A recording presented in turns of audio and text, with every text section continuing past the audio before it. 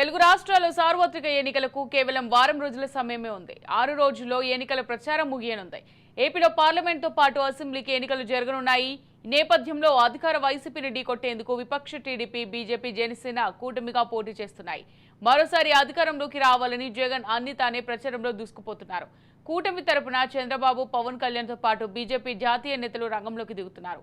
తాజాగా ప్రధాని మోదీ సైతం ప్రచారానికి వస్తున్నారు. అయితే ఎన్నికలకు కొద్ది రోజుల ముందు ఏపీ కూటమిలో కీలక పరిణామాలు చోటు చేసుకున్నాయి.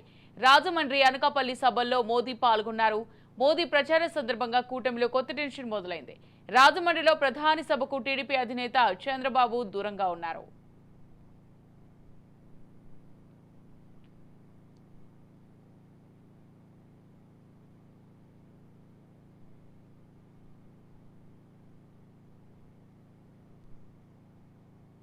మరోవైపు అధికార పక్షం వైసీపీ అవకాశాన్ని విమర్శలుగా మలిచేలోపే అనకాపల్లి సభలో మోదీ, చంద్రబాబు ఏకమై విజయ సంకల్పాన్ని కొనసాగించారు.